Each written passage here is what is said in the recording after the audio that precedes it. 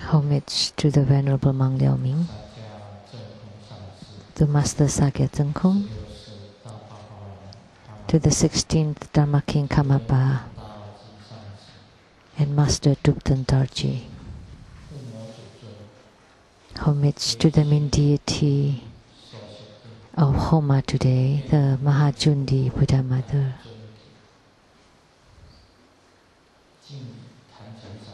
Homage to the three jewels of the altar.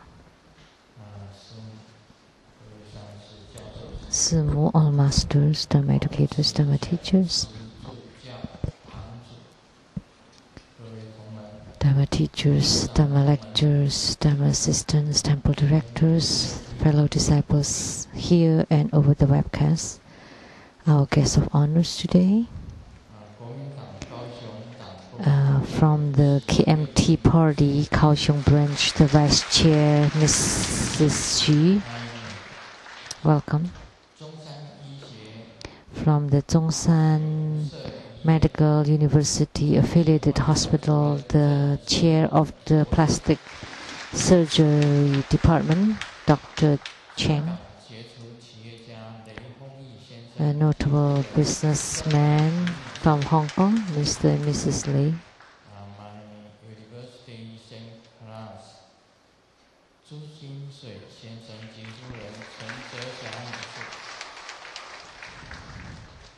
Mr. and Mrs. Zhu.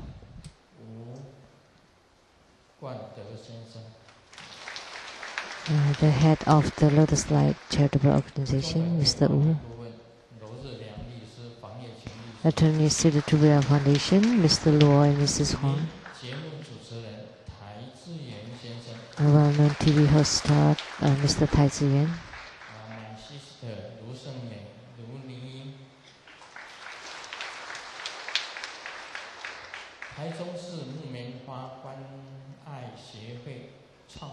And from the Taichung City, the Cottonwood Women Charitable Organization, President Chen.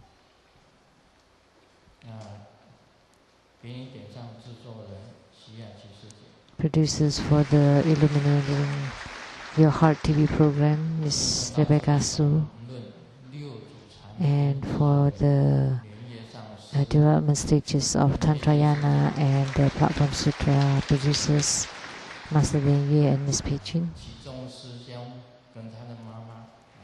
And the Dharma brother Qizong and his mother.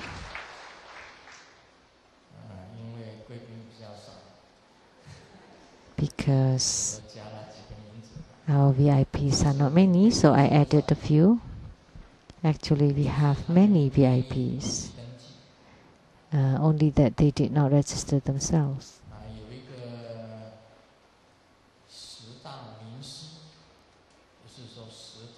There was one of the 10 renowned professors, the chair of the Department of Business of Administration of the Taiwan University of Science and Technology, Professor Lian.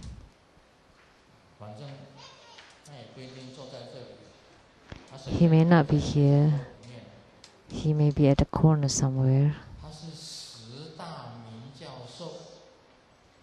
He's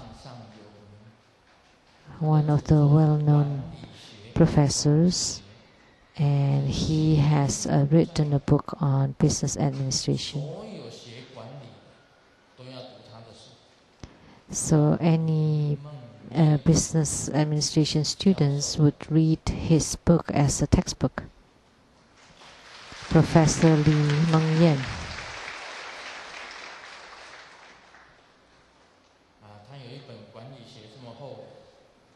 He wrote a book on business administration this thick. He's a professor from the Science and Technology University of Taiwan. They don't register themselves as the VIPs, and many others. So,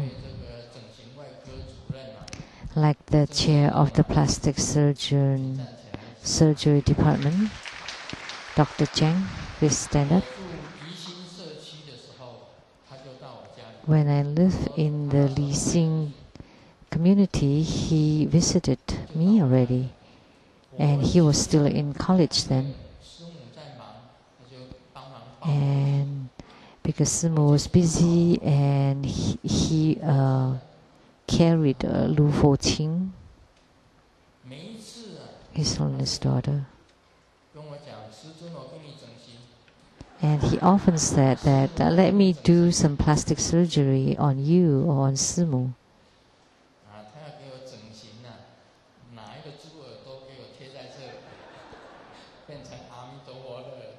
So maybe he would attach pig's ears to my ears so that my ears become like Amitabha's ears. And my eyes would be made to be like the great ocean, as blue as the ocean water, like Amitabha's, and longer eyelashes, and the eyebrows like the brows of the Buddha's eyes, Buddha's nose, Buddha's lips, and the blush, always blushing, that nobody would know when you're sick. Nobody could tell. So although this face reconstruction is good, but my physics, my body, still not good. Only one can be compared to me is Master Hui Jun. Then I would win over her, or Master Lian Jie.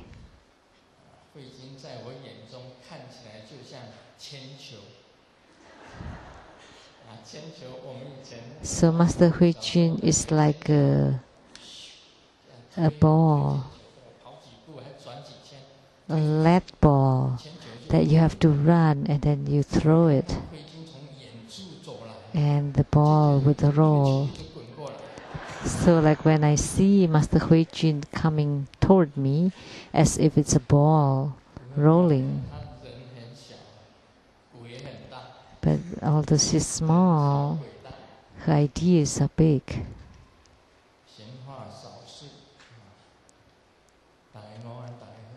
So let's stop talking nonsense. Good afternoon. How do you do?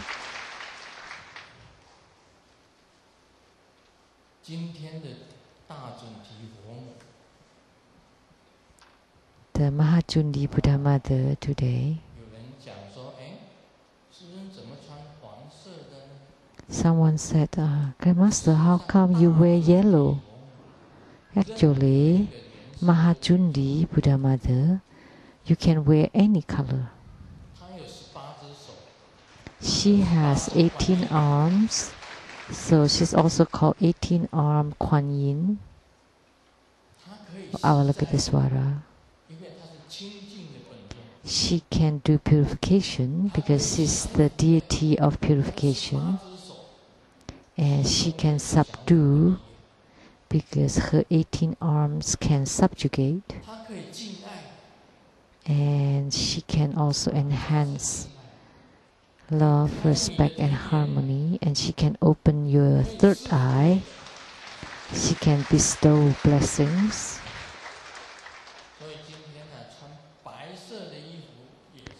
So it's correct today to wear white.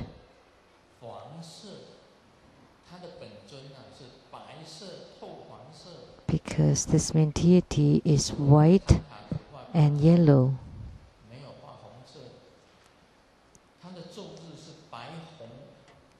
And our Tanka is white and yellow, no red. But her set syllable is white and red. And she can subjugate, so you can wear blue. And she can magnetize, you can wear red. So you can wear white, yellow, red, or dark blue, or black. That's correct, that's fine. So you can wear any color.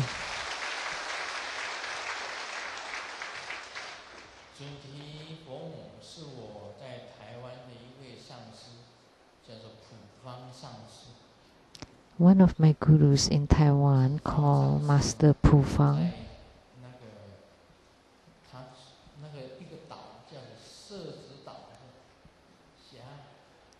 On an island called Sezi Island near Taipei.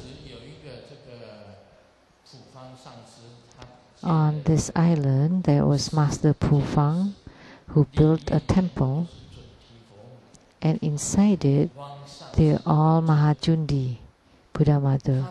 So Mahajundi is Master Pu Fang's Yidam, personal deity. He only taught me 2 statements.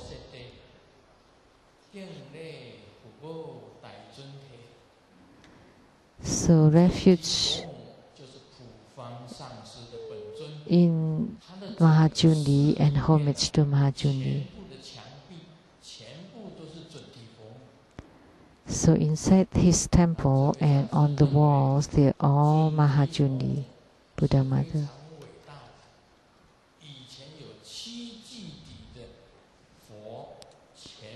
Mahajundi is really great, and in the past there were 7 Buddhas who were born from Mahajundi.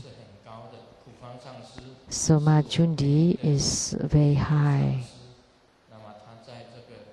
And Master Pu Fang is a guru that I took refuge in. He lived on an island called Sezi Island and built a temple which contained all Mahajundi. And he taught me 2 statements in Taiwanese. With a bowed head, I took refuge.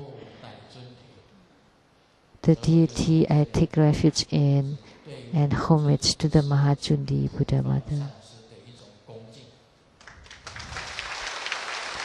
That shows my respect to the Master Pu Fang.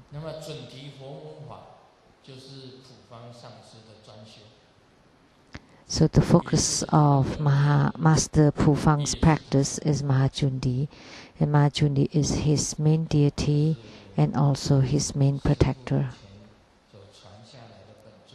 So this is the deity that's transmitted by my guru, and she is one of the 8 primary deities of True Buddha School.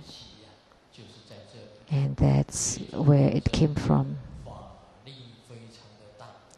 And her Dharma power is tremendous. So among all the Kuan Yins, she's one with great power, the Mahajundi, and she's also called Jundi Kuan Yin. She has great power, and she has her own pure land, and she can guide sentient beings to her pure land. And she can also cure sicknesses of the beings. So we pray to the great Mahajundi to bless this ceremony so that all who ask will be fulfilled.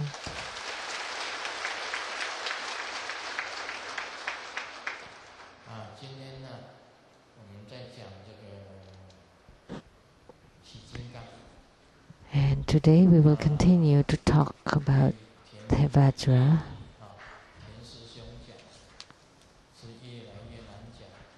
Like what Dharma Brother Tian said, it's harder and harder to talk about because this is restricted. Actually, you could just, with 3 rings of the bell, that would be it.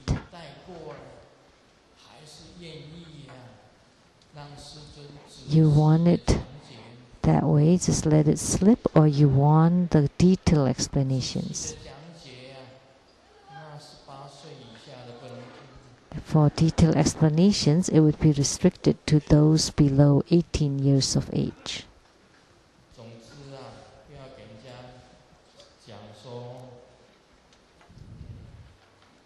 So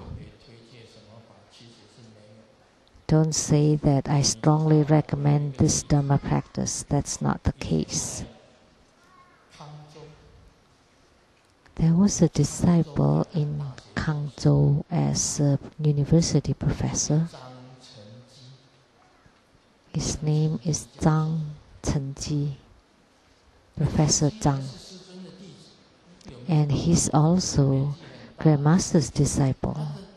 And he's elderly. And he is the son-in-law of Yi You-ren.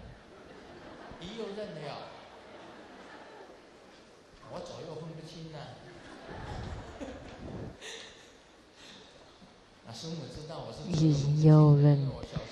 The son Yo is like right hand or left hand. I never could differentiate between left and right when I was young. When they asked me to turn right, I would turn left. And then when they say just walk forward, I continue to walk. But actually, because I was last in line, then I walked the other direction and nobody else were around.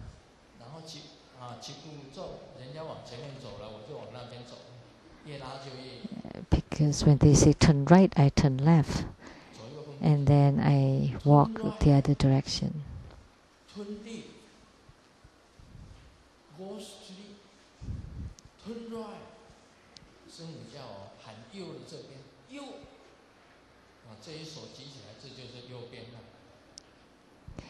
And Simu taught me, if I say, you have to raise this arm and this is the right hand. So when the teacher said right, I would go this way.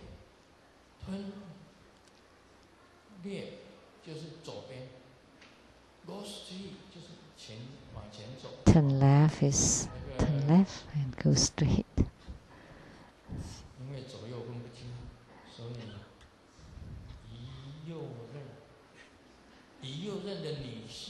So the son-in-law of Yi You-ren is Professor Tsang. And one time, this Mr. Yi You-ren told Professor Tsang, you, my son-in-law, you didn't want to occupy the high official position. Instead, you want to study Buddhism? So Yi You-ren, who is a well-known official at the beginning of the China Republic, wanted his son-in-law to become official. He didn't want to, but he wanted to study Buddhism instead.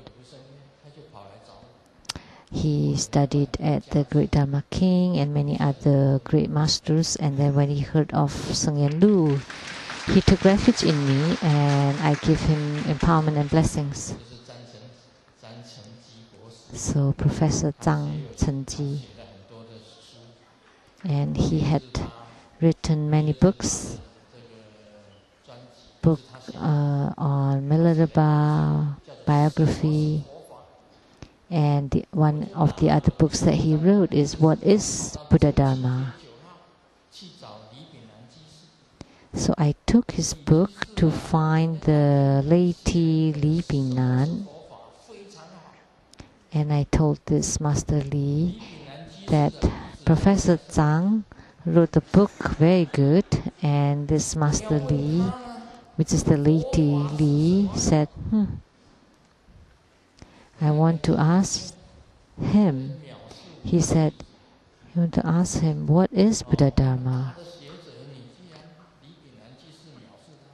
So I thought, oh, he berated my disciple. He's a great author. So instead I asked him, so what is Buddha Dharma? And Li Bingnan said that everything is Buddha Dharma. When I heard that, all of a sudden I was inspired. Everything is Buddha Dharma. There is nothing that is not Buddha Dharma, and that was imprinted in my brain. So I like to tell you, everything is Buddha Dharma. There is nothing that is not Buddha Dharma. So here, I would like to say a key point. So what's coming up?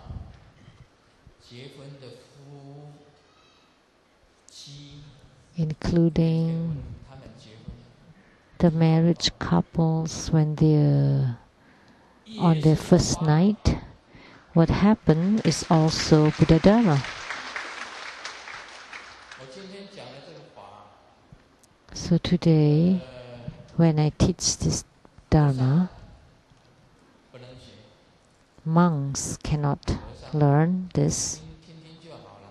Just listen, but don't do it. And also the nuns, just listen and don't do it.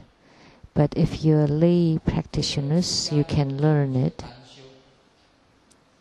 But for the ordained people, they should practice in single body.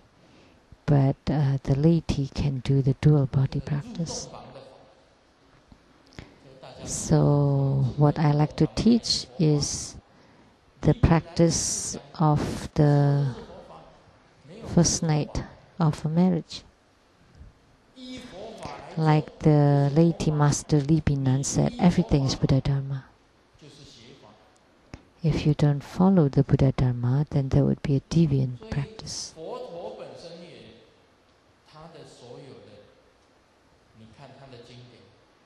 So even Sakyamuni Buddha, all the sutras, the discourses, and the precepts, even between couples, that's also Buddha Dharma. Everything, all your daily lives, they're all Buddha Dharma. So if you say that this Dharma practice is not Buddha Dharma, this is a cult, that's not right. The Buddha had said, Master Li Binan said, and I said that everything is Buddha Dharma. It just depends on whether you can do it right or not.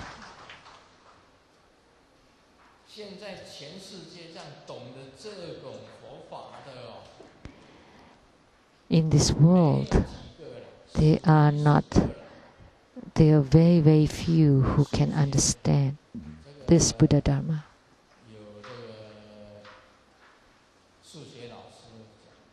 There's a mathematics teacher who taught the students, and two of them are very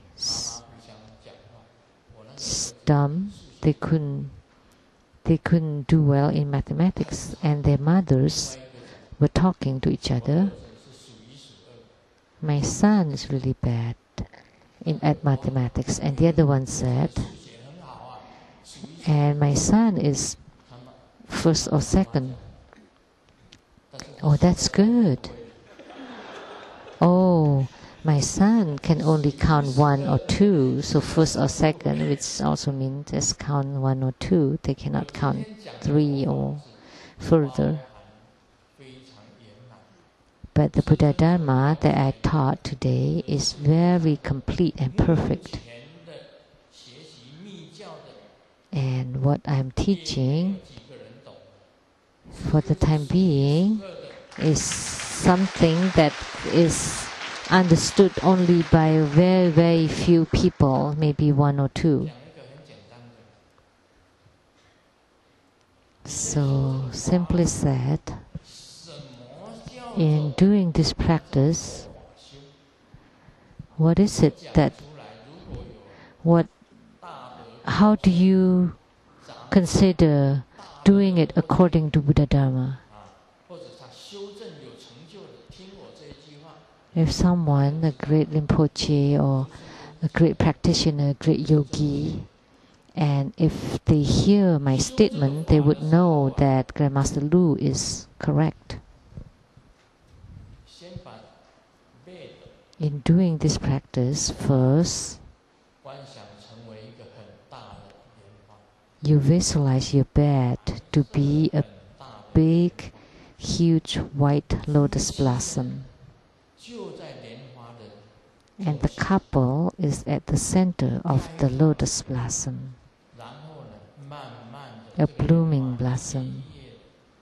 And then slowly, petal by petal, the lotus blossoms are closing. It was open and now it's closing to become a bud.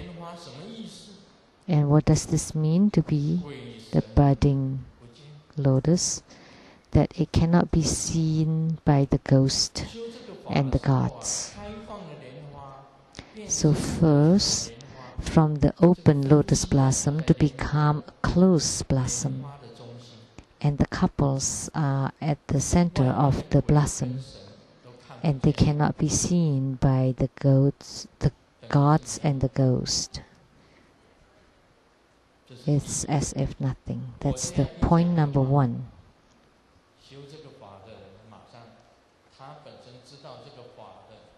So, once I say this, high attainer of Guru Padmasambhava in the space above, or Ishichogal, Mandarawa, and Guru Padmasambhava, they all know about this. They know that what I said is the correct beginning of this Dharma practice. When I continue to explain the procedure and you follow it blindly, but I like to tell you that before I start explaining this, a lot of disciples, they already started doing it haphazardly. But I'm telling you, you have not received empowerment. How could you do this practice? Then you become a salted pig. You're really a pig.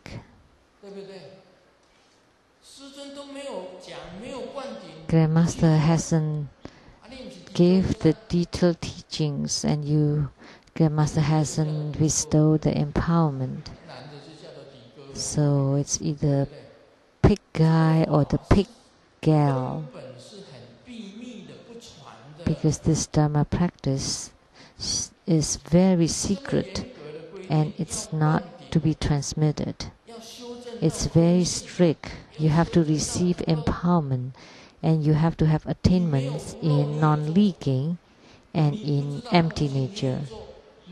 When you do not comprehend empty nature and you do not have non-leaking and you still do it, then you insult this Dharma practice. You would fall into the hell, the Vajra hell. Anyone who has not received empowerment on this Dharma practice and you do it, and without the teachings of a true guru, how could you do it? If you never received the empowerment, how could you do this practice? But today, many people do not follow the rule. And that's why there are many who fall into hell, but not many that go to heaven.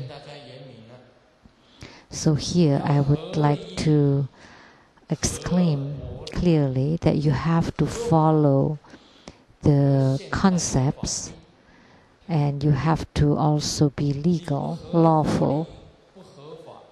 You have to follow the laws of the Buddhism and the laws of the today's world. Otherwise you would fall into the Vajra hell.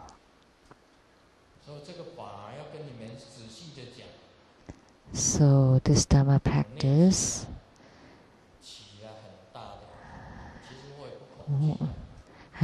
in wanting to explain this clearly, I cannot say that I am scared because I don't care. I do my job, I explain it the best I can, and you do what you do. You're responsible for your own action. But I feel pity for you if you fall into Vajra hell. So I wanted to explain it clearly, in great details, so that you understand. But then you take it blindly, and you don't respect it.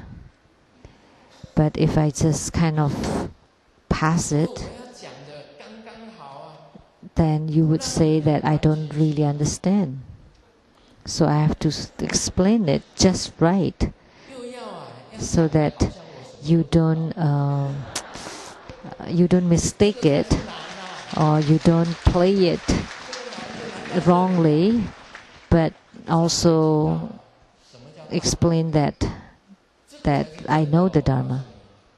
That's how difficult it is. So, when you practice qi, and the qi can flow in the central channel and in all the channels, the bliss that is generated is really hard to describe. It's just, even the ecstasy or the bliss that's experienced by a couple during that thing is also hard to describe, right? Is it like sneezing? As if you feel a little bit of bliss. Like the rocket that's shot by the North Korea, right? For 50 seconds and gone. Is it like sneezing? No, it's not like that at all. It's not like the orgasm. So what is it like?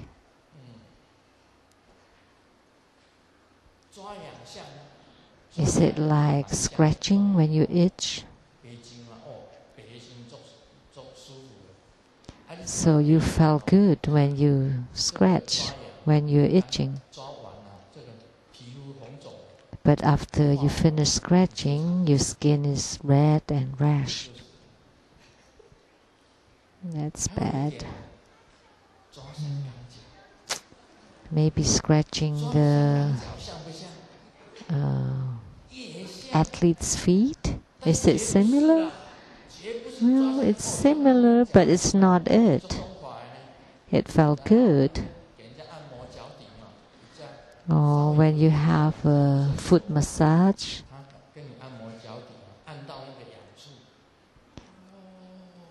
when you have a little bit of the athlete's feet and they massage that place that's a little bit itching, oh, but that's hard to describe. So the climax is hard to describe. It's not like sneezing, it's not like scratching when you're itching, or the athlete's feet being scratched. So that ecstasy, called small bliss for the ordinary people. So where does the bliss come from? It comes from rubbing.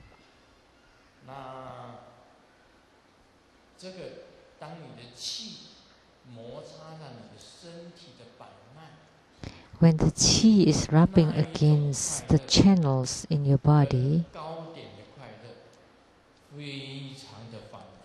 it's very similar to the bliss of the climax. And it fills your whole body, and it is lasting. That would be called great bliss. When the inner fire arises and ascends to rub against the channels, the 7 meridians and the 8 channels and all the channels, is the same as the bliss of the climax. Very, very similar. And third, when the light drop drips, descends and then ascends and descends and ascends, the bliss comes from rubbing against the central channels and all the channels in the body. is the same as the bliss of the climax. However, that bliss is long and fine and very frequent and dense, and it lasts for a long time, and this is called great bliss. All the others are small bliss. So how is great bliss? There is great bliss in the mundane world. It does exist. I need to explain it so that you can know. If I don't say it, you will not know. Then you just do what you think, and that's not right. So by explaining it, now you know, but I would only let you know half. Otherwise, if I let you know all, then everybody would do it the way they like it. And then True Buddha school would go down the drain. So I could only let you know half of it. So,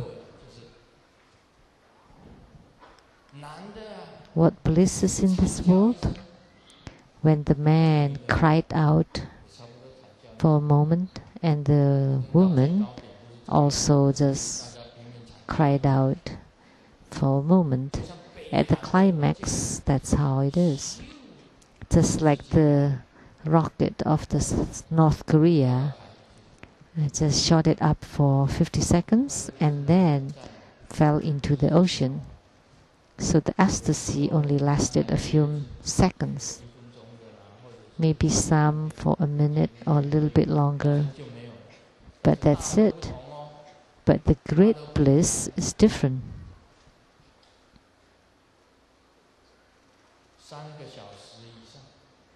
Above 3 hours, above 5 hours, 24 hours.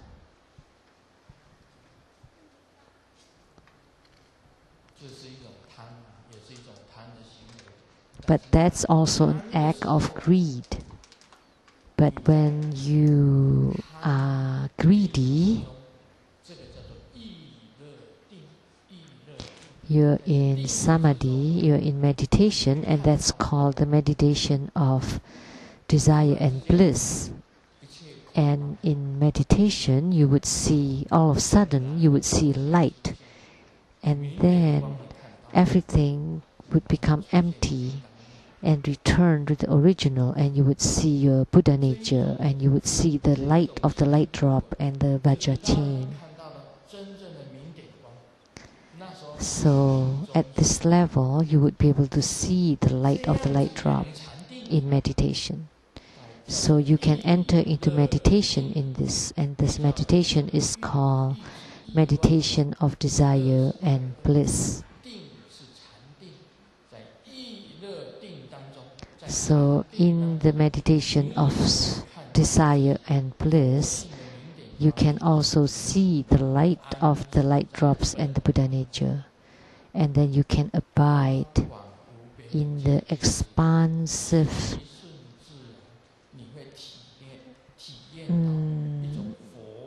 origin, and you just flow with it. And then you can see the light of the light drops and of the Vajra chain. And then from this you can confirm the Buddha nature. So you can see the Buddha nature and have true understanding of the mind from this.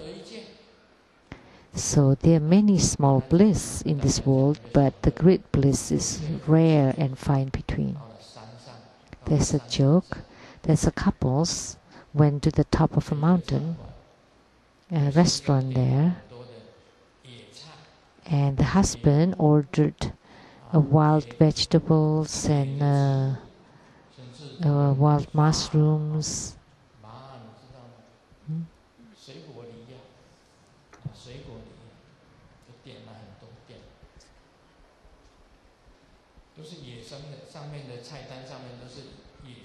And they're all wild.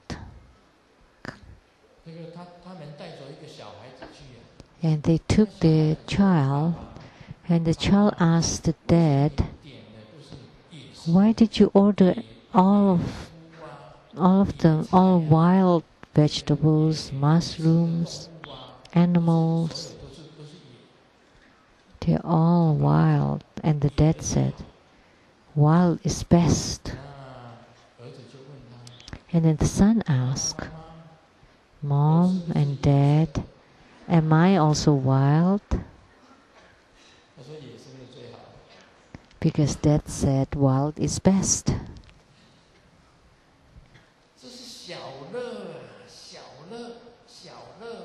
That's small bliss.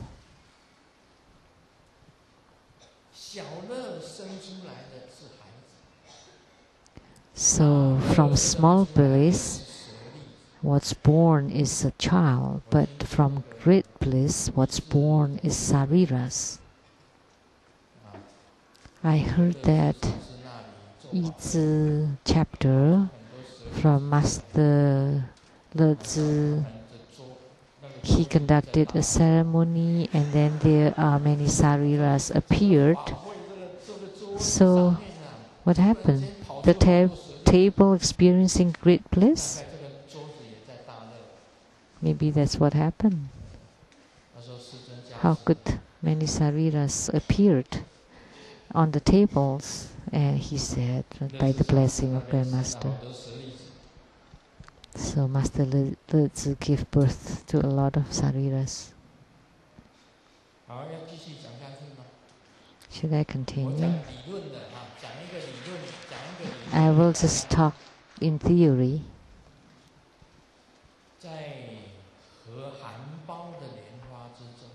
Inside of this clasp lotus blossom, the man would experience small bliss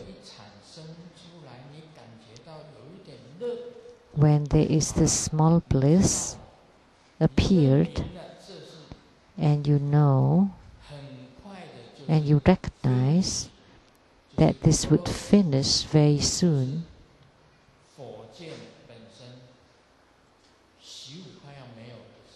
That when the rocket is about to finish,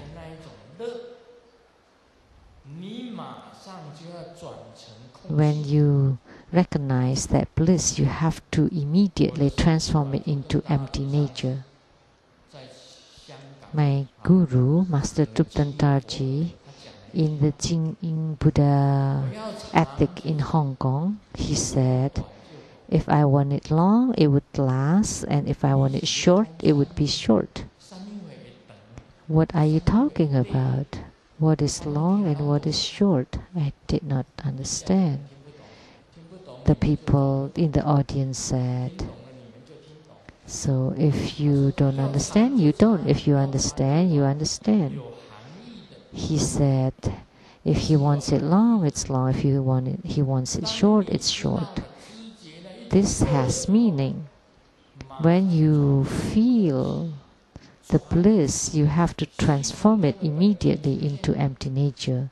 And the wisdom deity in the space appeared, and two eyes upward visualize and looking at the main deity, and your mind is on the deity and transform into empty nature, and that would become short.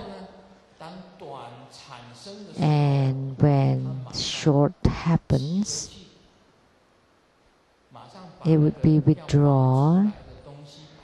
Things that would be emitted would be withdrawn.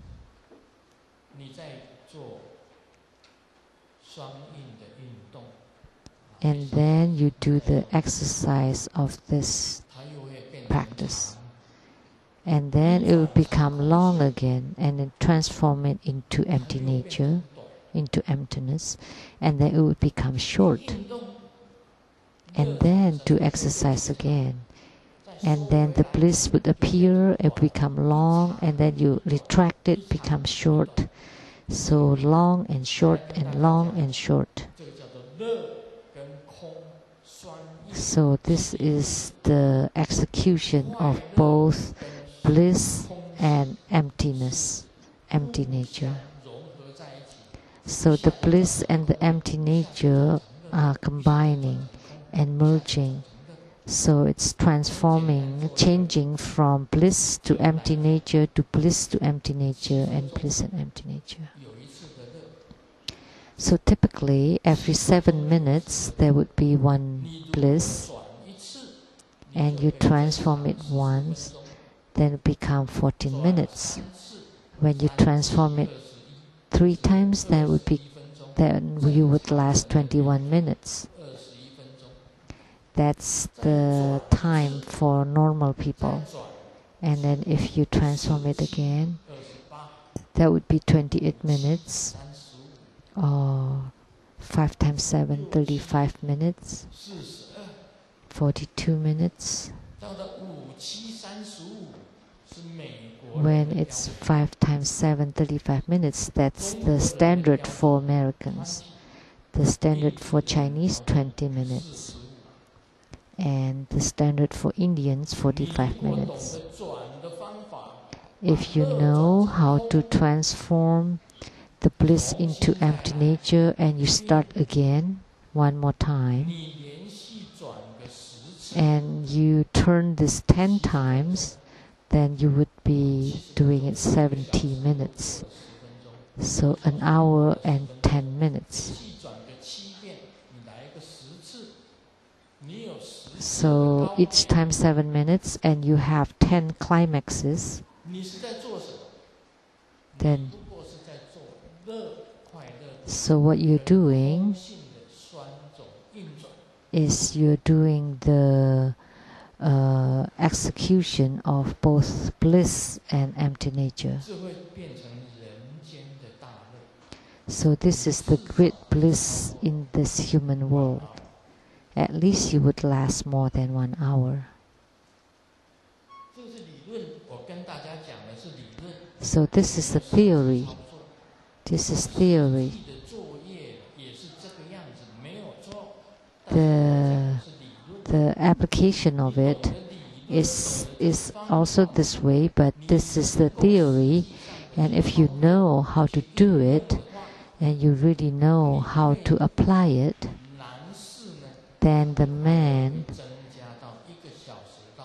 would increase their bliss to 1 hour and 10 minutes.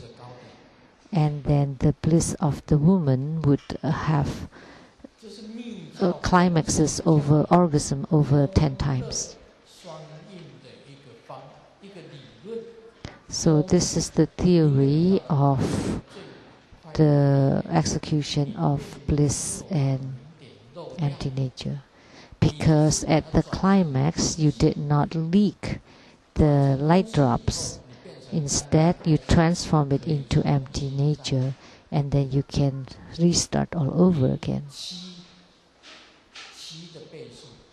So in the multiplication of 7, one transformation from bliss to empty nature, from empty nature to bliss, from bliss to empty nature to bliss. And just turn and turn and turn and turn.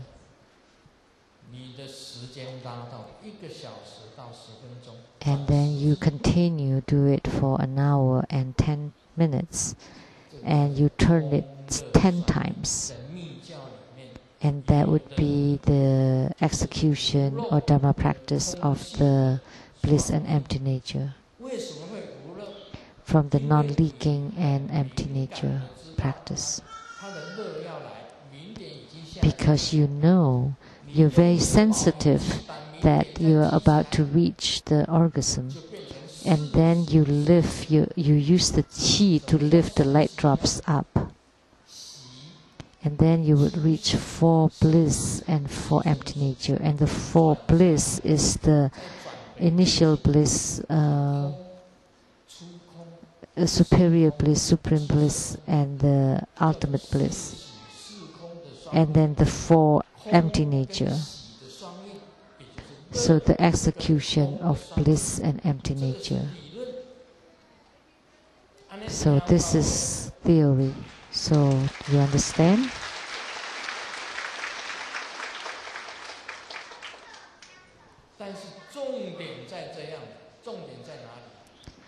But the key point is you can control your own light drop. And this would be called non-leaking. I once explained it before. This cup is filled with water. You take a straw and you put it in, and then you close the end. If you don't close the end, you lift the straw would be empty. But if you place the straw in the water and then you close the top, the end of the straw, there would be water inside the straw, right? So there's water inside the straw when you close the end of it, and it would not drip. Why? Because you lift your qi, and the qi lifts the light drops, so the light drops does not drip, and this is called non-leaking. But if you push the qi downward, then the water definitely would drip.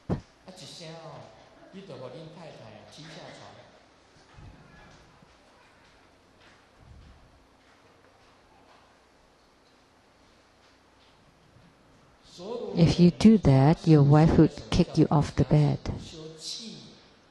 So the yogi, if you do the practice of qi, then you would definitely not leak the qi. If you do not leak the qi, then you would not leak the light drop. So everything in this world would rely on qi. The cars can run because the tires is filled with air or qi. Or the plane can fly because of qi. Because without it, there would not be any hydraulic pressure. So if your body has a robust qi, and you can hold on the qi, then you can hold on to the light drops. Then it will not drip, it will not leak. But if you cannot retain the light drop, that means your qi, then your qi practice is not good enough.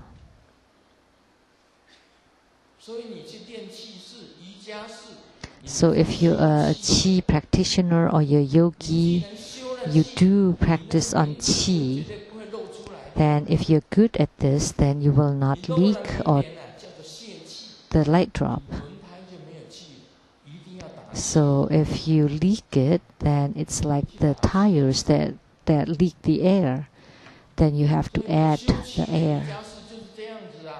So the qi yogi or practitioner, you have to hold it like the straw, and then the light drop would be held up. And then if you continue to draw it upward, then the light drop can ascend. Otherwise, well, I cannot say it. What kind of animals fell down often? Fox. Oh. Because he's sneaky, but in Chinese sneaky means his feet are slippery. Because he's slippery. So as a qi practitioner, your qi is very stable inside your body. You will not bear children that way. Why? Because you always lift up that drops. That's why you will not bear children unless you do it intentionally to let it out, to bear children. You did not lift up your light drops for that time. And then you cried out a moment, and then you would give birth to child.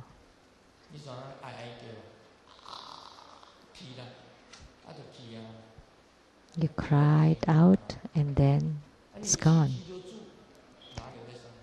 But if you can lift up using your qi, then you would never give birth to any children. So that's why last time I said, for qi, if anyone comes to you and say that that's my child, I tell them to make sure to have their DNA tested, and it would be proven that they're not. Because I am a qi, master of the qi, a yogi of qi. How could I let my qi leak so easily?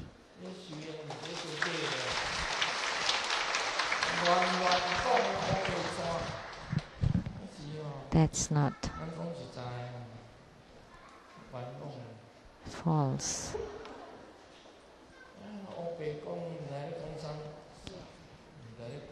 My kung fu is real, it's for real. It's not fake.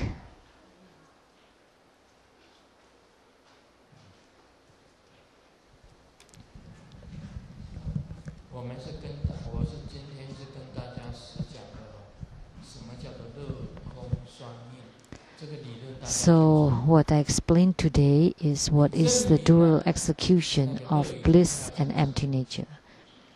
So you recognize that the climax is about to happen and you transform it into empty nature, and then you start again. And you enter into empty nature, and then you do it again, rubbing, and then when you're about to reach the climax, when you're at climax, immediately you transform it into empty nature, and then you start again.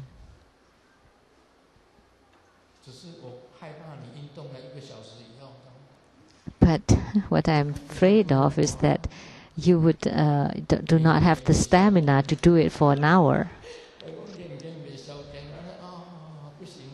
And you feel tired after an hour. So it depends on your stamina. If you have the stamina,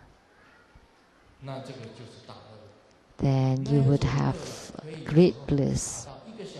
Sometimes it would reach an hour, 2 hours, 3 hours, 4 hours. And you're always in that ecstasy. And you enter into meditation because you lift up your light drops and let it descend and lift up and then let it drip and lift up and let it drip. And then it would let the lotus blossom in your heart open, and then you would be able to see the light of the light drops inside it.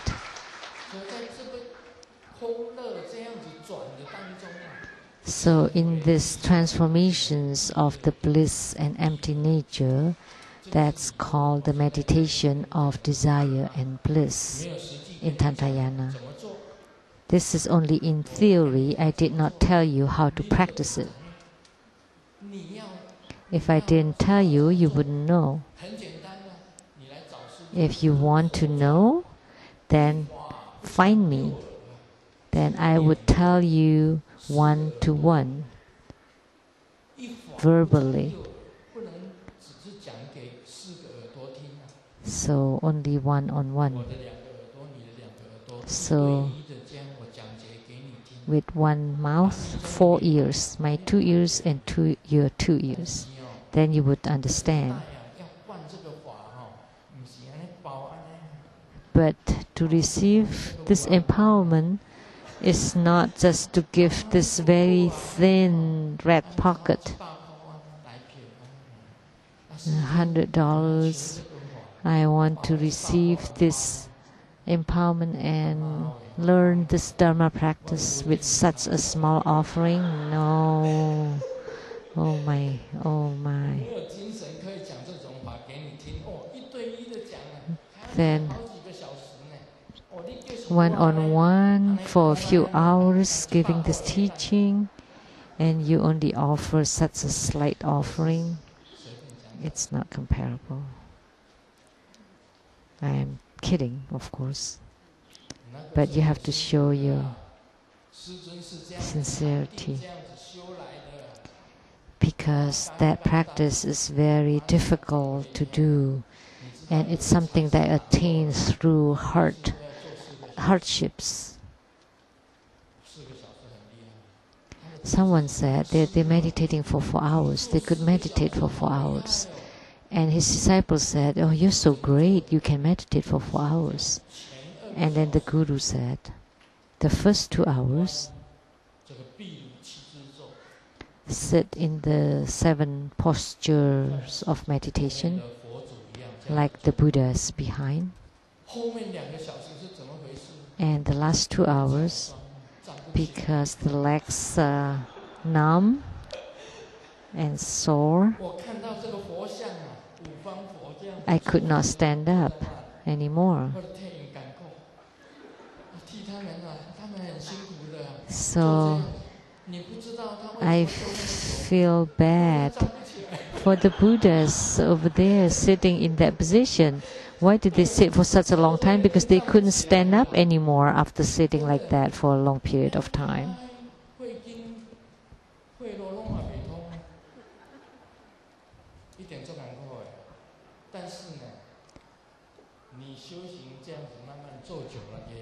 No more blood circulation after a while. But after a long period of practice, you can do it, because that's how Grandmaster do it, through long period of practice.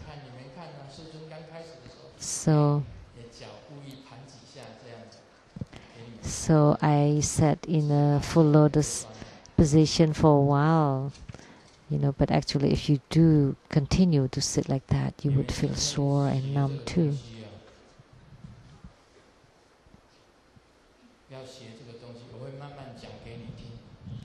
So I will explain it to you little by little. So in the non-leaking practice, the chi has to be able to lift up the light drops.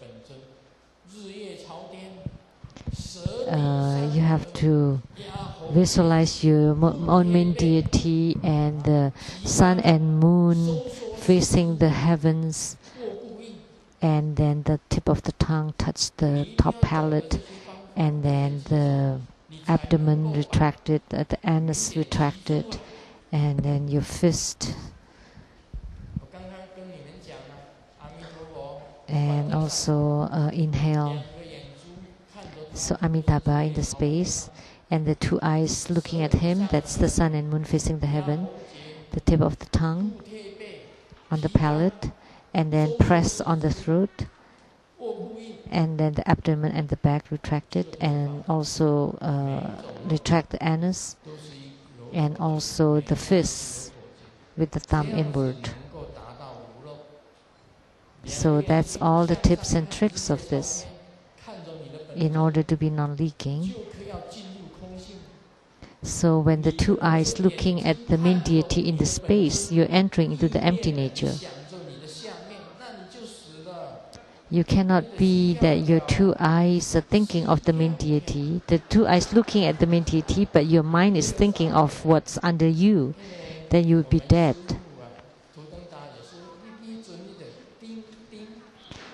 Master Duptantarji would say ding ding, which is dead.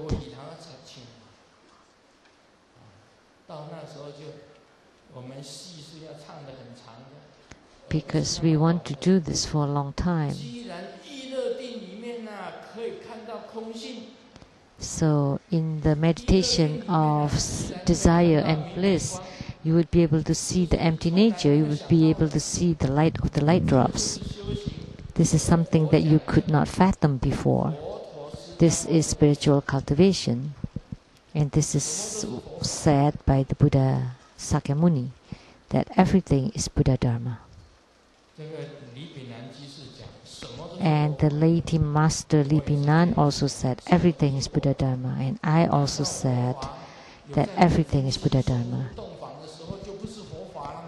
So otherwise, when you had your first night in your marriage, is that not Buddha Dharma? Then Buddha Dharma has abandoned you at that time? No. anytime that the main deity, main protector, and your root guru are always around you, and everything is Buddha Dharma, including when you do your toilets. So now, do you understand? Do you? A lot of people criticize this practice, but I never did. But I don't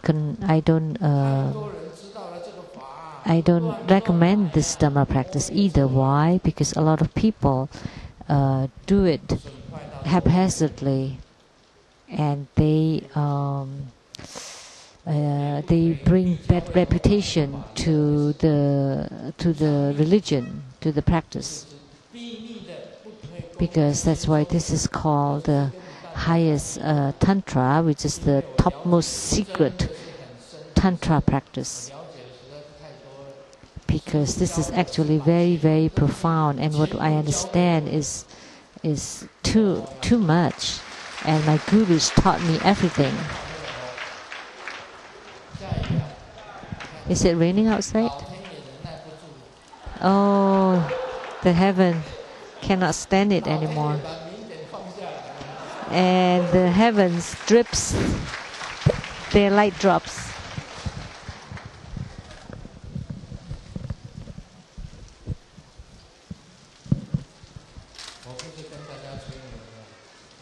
I'm not boastful. I'm not boasting. Definitely not.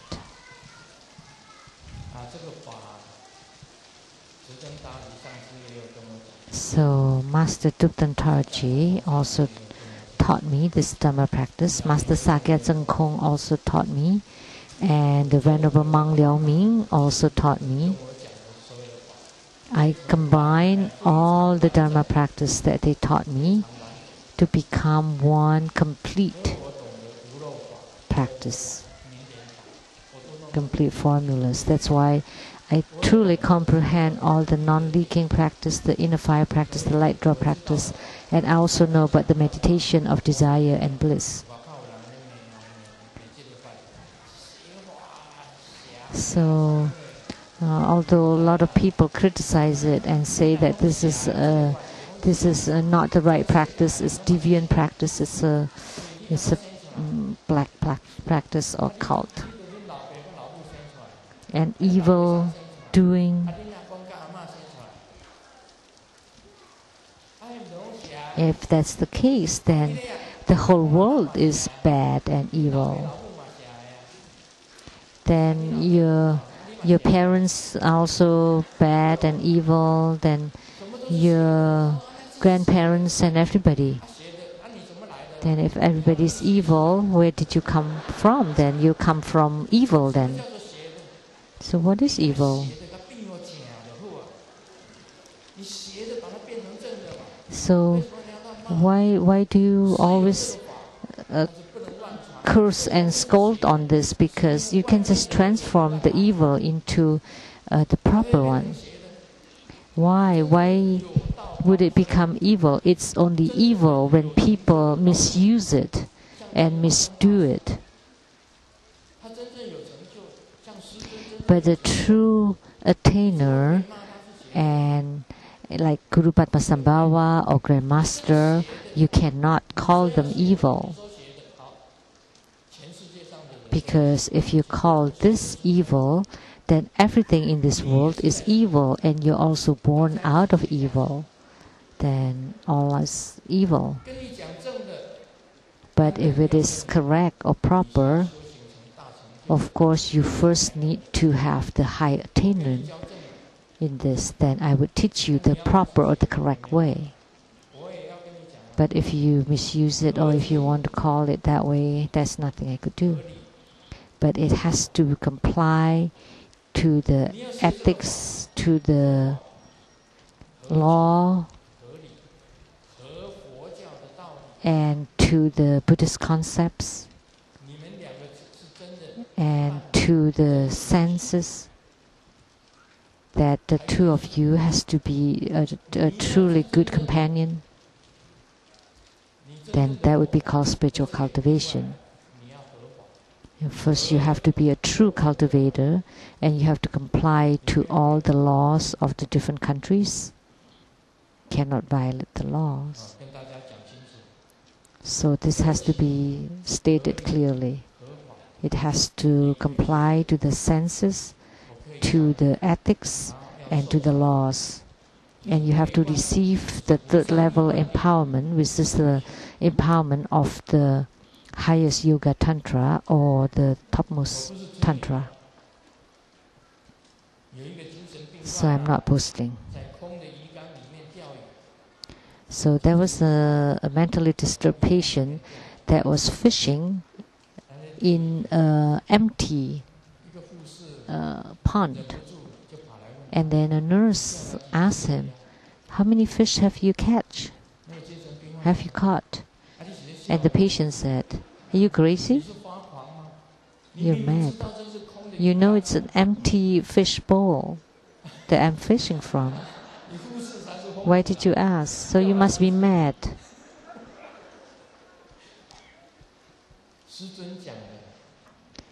And what Grandmaster says, I'm not a mental patient. I am fishing, and I caught a fish.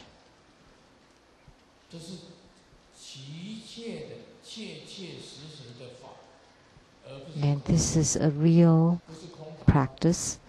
It's not an empty talk. And just nonsense, that's not the case. And it's not just theory, that actually I did catch the fish when I fish, and I have caught many fish. And I truly have it. Not like the mental patient and not like the nurse. So men of today's world, what do they pursue? Some men would say money and woman. Ooh, that's so...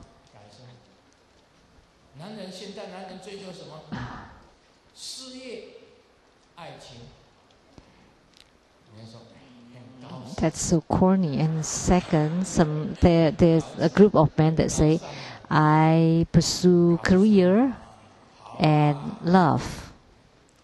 Oh, then they're higher class. Master Lian always, when you ask him, what do you pursue? He always say, money and woman. He's so low class. Instead, you would say, I pursue career in Buddhism and love for the humanity, then that would be high class.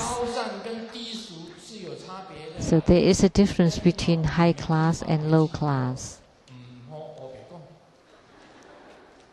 So don't say that anymore.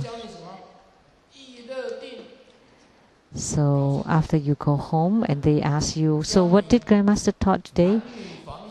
Meditation of desire and bliss. Oh, that's high class. But if you say, oh, it's that stuff between man and woman, then you're low class.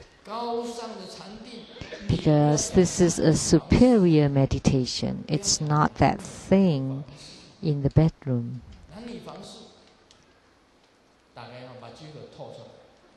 But if you say that thing in the bedroom, the eyes would wide open. But Grandmaster taught us how to transform bliss or desire into empty nature, and that's called meditation of desire and bliss. Then that would be the proper way to say it. So you have to have attainment in the non-leaking practice. And what is empty nature? That everything return to its suchness. That's how it actually is. And you do not create it. You do not do anything on purpose. So it's the mind that is not mine. is the no non-mind. And you abide in such openness and flowing that's non-created, non-conditioned, and it's not long nor short and indiscriminate. That's how that's all I can say about describing empty nature. You have to experience it for yourself. And these two are the greatest basics of the meditation of desire and bliss. Don't say dual practice of the body.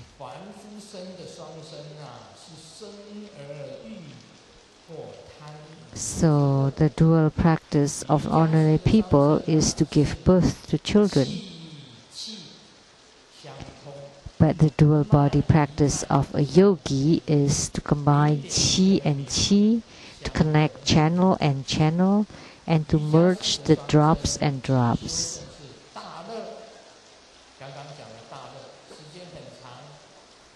So this dual body practice of a yogi, the science is bliss, very long, very fine and very dense. And the qi enters the central channels, and the light drops is ascending and descending. And to prove the four bliss and four emptiness, which is when the bliss pass through the four places and the emptiness pass through the four places, and to prove the supreme bliss, and to prove the empty nature, and to attain Buddhahood. So the dual body practice of typical couple, it's definitely different from the dual body practice of the true yogi. Definitely different, definitely different, definitely different. And I wrote it 3 times. It's to state it clearly that the general sexual desire and intercourse cannot be related or compared to the dual body practice of a true yogi. If it is misunderstood that way, it truly is an ultimate regret.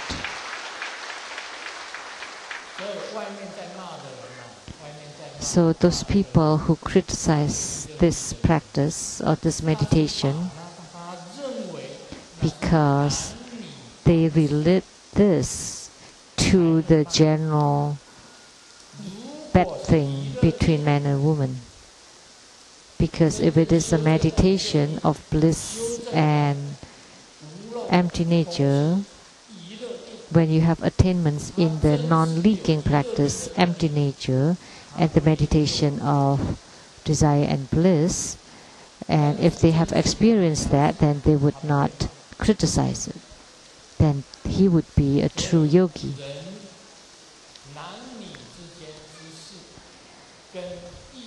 So that thing between a man and a woman is definitely different from the meditation of desire and bliss.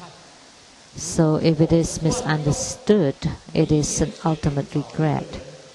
If you misuse it haphazardly, if you just find anyone to do it, then you would fall into Vajra hell, because you do not comply to the teaching.